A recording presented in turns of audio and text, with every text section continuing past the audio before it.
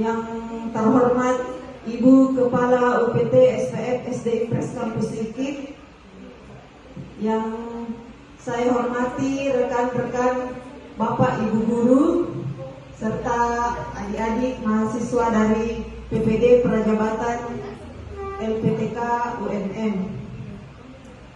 Syukur alhamdulillah, hari ini kita masih diberi nikmat kesehatan dan nikmat kesempatan sehingga hari ini kita masih dapat berkumpul di tempat ini untuk melaksanakan kegiatan sosialisasi rencana kita untuk pembelajaran proyek Sport Education Model.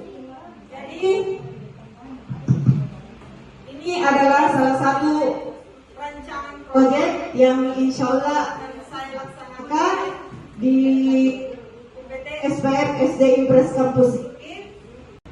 Lingkungan alam, alhamdulillah kita memiliki lingkungan yang lumayan sejuk, di mana dalam pembelajaran di luar kelas itu tidak terlalu merasakan panas atau gerah karena kita dikelilingi oleh pohon-pohon ya.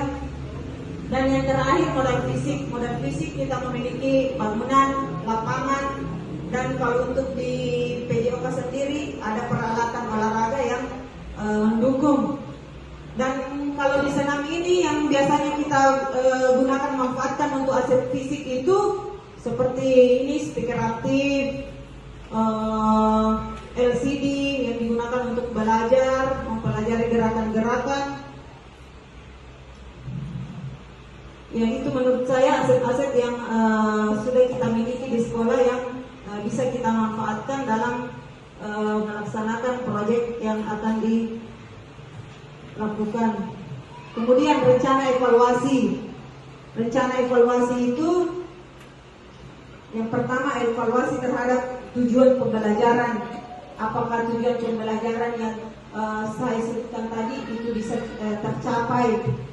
Kemudian mengumpulkan umpan balik dari peserta didik mengenai kelebihan, kekurangan, dan perbaikan yang dapat dilakukan dalam pembelajaran berbasis proyek dengan metode SEM.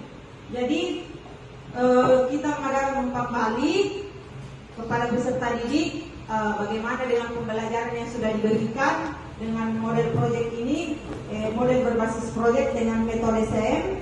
Apakah ada yang sudah baik atau ada yang masih kurang yang perlu dikembangkan lagi untuk proses-proses selanjutnya. Kemudian evaluasi kinerja, bagaimana semua tim sudah bekerja dengan baik atau belum, apa yang harus diperhatikan. Kemudian yang terakhir itu pengembangan, perbaikan, dan perubahan dengan melakukan evaluasi dan refleksi sebagai tindak lanjut untuk diimplementasikan pada pembelajaran berbasis proyek selanjutnya. Jadi perbaikan-perbaikan apa saja atau perubahan-perubahan apa saja yang harus kita lakukan agar proyek-proyek selanjutnya lebih berjalan dengan baik lagi tanpa suatu kendala dan hambatan.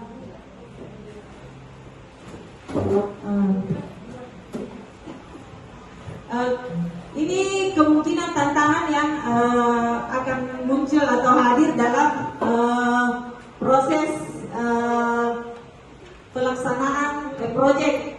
Yang pertama itu di pengelolaan waktu, di mana ketersediaan waktu yang terbatas. Jadi di sini biasanya masih ada peserta yang belum menampilkan senamnya, tapi waktu sudah habis. Jadi ini biasanya menjadi tantangan atau kendala. Kemudian dukungan rekan sejawat yang kurang maksimal, mungkin karena faktor kesibukan atau ada kepentingan lain sehingga ada beberapa rekan sejawat yang bukan tidak mau tapi tidak sempat. Ya. Kemudian yang ketiga itu manajemen tim, perbedaan kemampuan, kepribadian, dan konflik antar peserta. Jadi ini juga akan menjadi tantangan dalam pelaksanaan proyek di mana adanya perbedaan kemampuan. Cuma kita juga ketahui bahwa dalam satu tim itu pasti ada yang bisa dan tidak bisa. Jadi makanya dibutuhkan kolaborasi untuk saling melengkapi.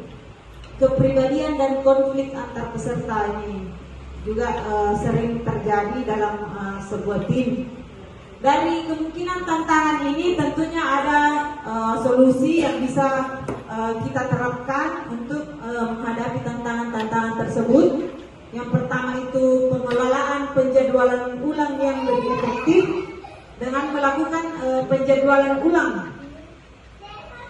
Kemudian membangun komunikasi yang efektif. Di sini dibutuhkan komunikasi baik antar dalam satu tim, antar peserta didik dan guru, kemudian guru dengan guru sebagai fasilitator. Di sini memerlukan komunikasi yang efektif untuk menunjang jalannya proyek dengan baik. Yang terakhir, solusi yang terakhir, melakukan komunikasi secara terbuka untuk menyelesaikan permasalahan sedini mungkin. Jadi bila ada dalam menjalankan proyek itu ada kendala-kendala atau tantangan yang kita temui, sedini mungkin bisa dibicarakan, bisa terbuka sehingga kita bisa mendapatkan solusi yang tentunya akan bisa kita terapkan agar proyek ini bisa berjalan dengan lancar, dengan baik tanpa suatu kendala, sehingga tujuan pembelajaran yang ingin kita capai bisa tercapai. Itulah rencana tindak lanjut dari proyek pembelajaran proyek dengan metode Sport Education Model atau SEM yang insya Allah akan saya laksanakan dalam waktu dekat.